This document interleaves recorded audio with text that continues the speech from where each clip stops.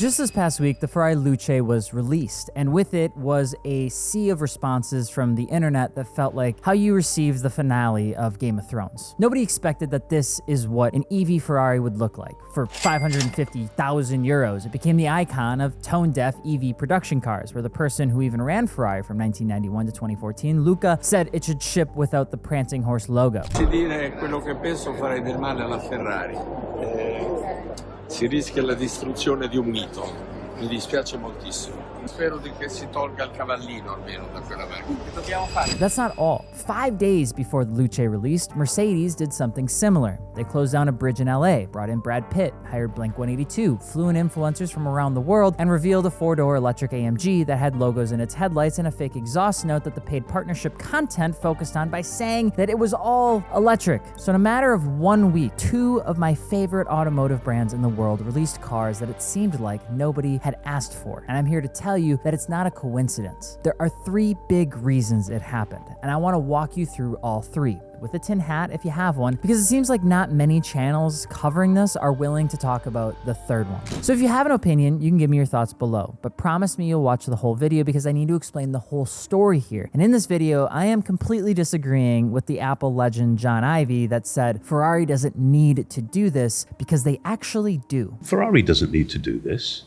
This is a controversial and extremely risky because of the degree of innovation. So let's start off at the beginning. Why do cars, especially new ones, why do they look like that? Why don't they have this iconic wheel design anymore? You know what I'm talking about. It's like the upside down Chicago bean painted in red or flat yellow. Well, when a car company builds an EV, 3 things happen to the shape of the car before a designer really even ever has a pull at it. The battery itself is usually just a big flat slab under the floor, so the car gets taller in the middle. Since there's no exciting front or rear engine bit, the front overhang can actually shrink, and because the weight is this car's Virgil, you'd have to cut it from anywhere you can, so usually the nose gets really teeny tiny. Finally, the car's gotta be slippery at speed, so the harsh edges get smoothed over, and it ultimately ends up looking like a stick of butter that's sat at 70 degrees for 30 or so minutes. Now, the coefficient is good. The new AMG apparently has a 0.22, which is an incredible feat of engineering. The Prius is 0.24, the 911 is 0.30, and to hit 0.22 on a 5,500-pound car meant that pretty much every door, handle, roofline, headline, side skirt, and bumper is pulled back like a teardrop, which is the physics tax about bragging about top speed numbers and also just like charging mileage numbers. That's why they all look the same. Now, it doesn't change the fact that 1, it is a design language that very few companies can do nicely or well, and number 2, it's also a design language that some companies have just simply never done before. Teardrop design cars can look good. The 1938 Talbot Lago, I think it's called, the TC150,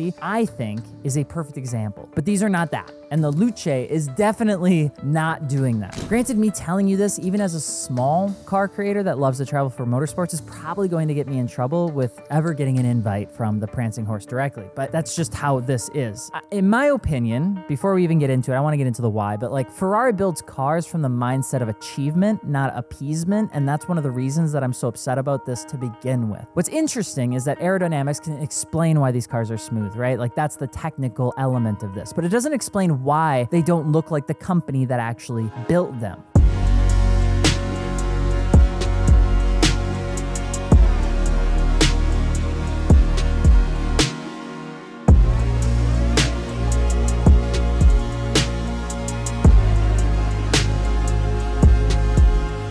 Ferrari has a design language. It's 60 years old, sloping hood, aggressive, mid-engine proportions, wide stance, big balls, and a huge ass. And I'm not kidding. The Luce has none of that. It's a smooth, rounded, 4-door Grand Tourer designed by the guy who helped design this. Maybe Ferrari did it on purpose to partner with somebody so out of the house because they didn't want it to be close to their brand. But literally anyone else could have done this, and I'd probably be okay with it. Even Mercedes has more of a pass here. But when your brand is built on prestige and controlled supply and having to buy cars you don't want to have a chance to buy the one that you do is like a little pretentiousness, you know, only to then see a lack of any of of that brand in the Luce on first appearance just kind of seems like a miss. The 849 Testarossa event that launched that I was at, that's Ferrari. There's a deliberate choice to break with the brand, and the reason makes sense even if you and I hate it. Companies that sell EVs to a new customer that doesn't know the brand has to shake off everything it's known for. Don't be scary, be approachable, turn it into a luxury appliance, right? They're not trying to win us over, the car enthusiasts. They're trying to win over the Silicon Valley person who owned a Model S and got 10 million in venture capitalist investment in their first seed round. Now, I swear, when I look at it, I see the Nissan Leaf and I don't know what to do with this information, so I'm just telling you that as well. Now, the AMG did the almost exact same thing. The old GT4 had the long hood, fastback roof, Panamericana grille, and the new one looks like a CLA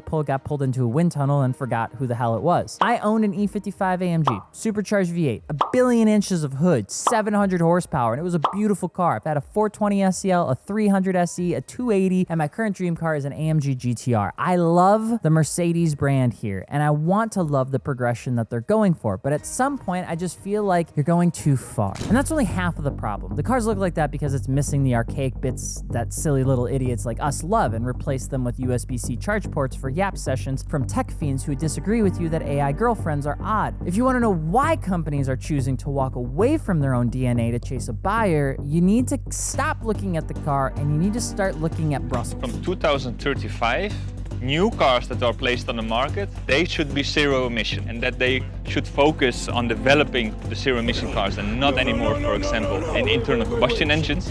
The European Commission says the automotive sector is at a critical turning point, which has given the petrol and diesel-driven engine a stay of execution. Now, Shmi did a really good job at explaining this in his video just a few days ago, talking about the split of technology creators and automotive creators covering the Luce. But I wish we spent more time talking about what I think is one of the big real problems. One of the things I really want to talk about is this regulation in the EU. It's called the Regulation EU 2019-631. Okay, it's pretty much a fleet-wide CO2 target for every car maker selling in Europe, which I think is now 93.6 grams of CO2 per kilometer. And if you go over, the fine is 95 euros per gram over per car you sold that year. That math is big and gross and has gotten companies in trouble. Renault CEO even went out there and said pretty much this was going to be a $15 billion potential fine for the entire European car industry and could halt 2 million cars that are currently in production to comply. It was a really big thing. Now, if you live in the USA, you probably don't know this or care about it, but in Europe, it is a very big deal right now. So after yelling enough, the commission blinked. They gave car makers a 3-year flexibility window from 2025 to 2027, averaged it out, and instead of doing it every single year, you can kind of like wean your way into it. But the target at the end of it doesn't move. By 2030, it has to drop to 49.5 grams, and by 2035, the fleet-wide target for each brand has to be 0. Just a little reminder. Ferrari V12 emits at about 390-ish grams per CO2 per kilometer, and the new fleet target is 93.6. So if you're wondering why V12s are disappearing from Europe, it's because of this thing. That's why. Ferraris can't compete when their V12 is 4 timesing the limit of this new rule. And so Ferrari, to balance out one V12, they have to sell multiple zero-emission cars like the Luce. Right now, not later, now. The Luce itself is literally just a math problem that became a car, and I think Ferrari knows that, but they're too confident to tell you that. AMG is doing the same job for Mercedes. The AMG AI architecture, the axial flux motors, and even the 1100 horsepower headline, I think all exists so that your LA influencer capturing Snapchat hit and runs on a Friday night will buy one to offset its AMG V8 assembly line for as long as possible. It's why every legacy luxury brand, especially from Europe right now, is releasing some sort of weird EV in 2026. These guys aren't trying to really convert us, they're trying to buy themselves regulatory air to cover their core product line so it can survive as long as possible. And what you see happening to Porsche in America is what will happen to the European sports cars in Europe. Problem I have with it, and what Shmi actually touched on that I really liked, is why all of this is a bigger problem than just the cars being something we don't want and done by regulation bodies that most of us in the USA don't even think about. But because the USA is one hell of an epicenter for automotive culture, we're now getting bought out and everyone seems to be okay with it, except for you and people that probably weren't invited, or they're big enough to kind of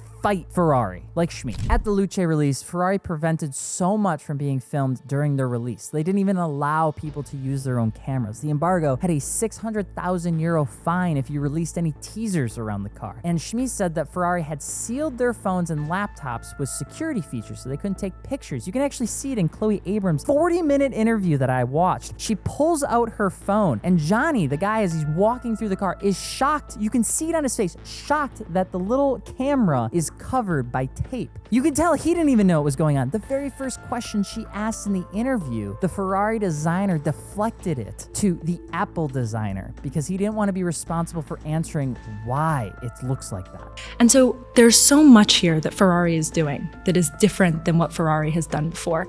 Why? Good question, Johnny.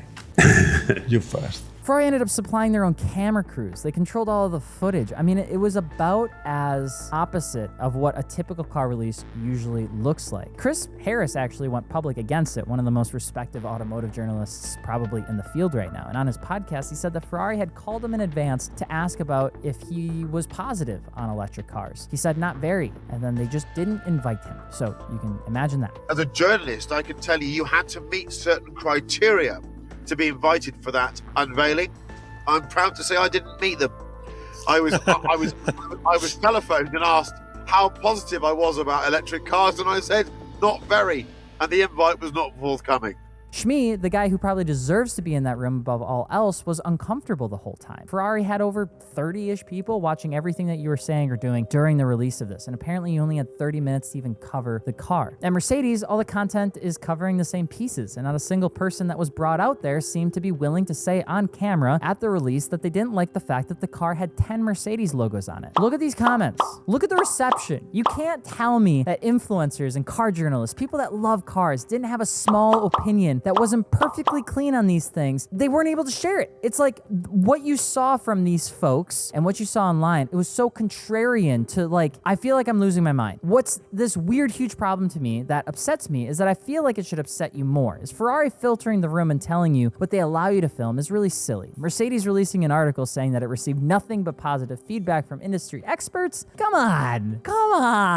The disconnect between how the press release describes the reception and how the actual audience described it is now so wide that you can almost use it as a diagnostic tool. Like, if a launch press release praises the design and the internet hates it, it's clear to say the people there that created content got paid. Sure, it's not new. Journalists have been paid and taken money from manufacturers for years, and print buffs were never quite as independent in the way that they claim to be. Now, I make money when I talk about brands, so what's the problem? Pot calling kettle black. Well, the problem to me personally is that the audience changed. The creator economy is built on a different contract than most. People follow creators because they trust them. You, hopefully, trust me. Not the platform I drive, even though I hope you like my Mazda, and not the publication like YouTube. You trust me, the person. When a manufacturer pays a creator to soften a take, or when the creator self-censors to keep getting that access, they're spending their own credibility. And it's probably why tech creators loved Luce, and the automotive enthusiasts weren't allowed to hate it. The only thing I disagree on with Schmee in his video is at the end of the video, he says that maybe we just need to trust Ferrari to do this so that we can get a 12-cylinder with a manual gearbox, etc. Then so be it. And I would agree if Ferrari was honest about what they did here. I probably like the AMG more, the other EV high-performance cars getting made by European brands. But they're not doing this right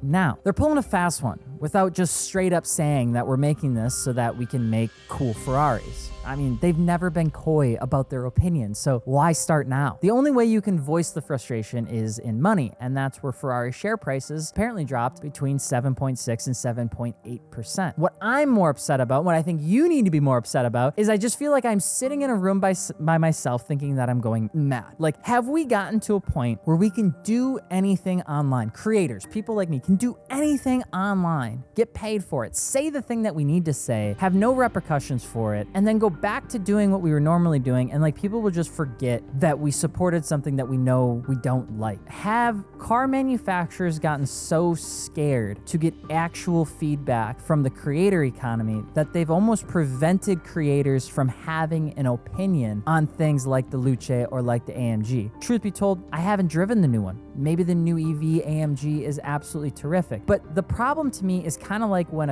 a brand brags about being 5 stars, that it's perfect, right? That it has no imperfections. At some point, you just got to think to yourself, you only have 5 stars because you don't have enough customers, right? A 4.9 or a 4.8, that's the real brand. That's the one that actually has some scars because it's real, it's authentic. The review and the expectation around it feels honest. When everything is perfect all of the time and there's no feedback that says, well, maybe we wanted to do this, maybe we wanted to try this, for some reason for me, it feels weird. And when you start bringing in creators to then hype it up and brag about it more, I feel like I'm personally responsible to say they probably got paid a shit ton of money and there's going to be no repercussions for them telling you that it's absolutely fantastic, it's an absolutely perfect car and there's absolutely nothing wrong with it, even though you know and I know that there is. And even though there's this huge government body behind it all in Europe telling these car manufacturers to make it, none of the car manufacturers seem to be willing to tell us, American consumers, that this is why these things are being made. We have to like pick it through the indirect messages and watching hour-long podcasts and seeing how eyes deflect and eyebrows get raised when a question gets asked because nobody else out there is willing to tell us the truth. In a world where things should be more transparent and we should all be being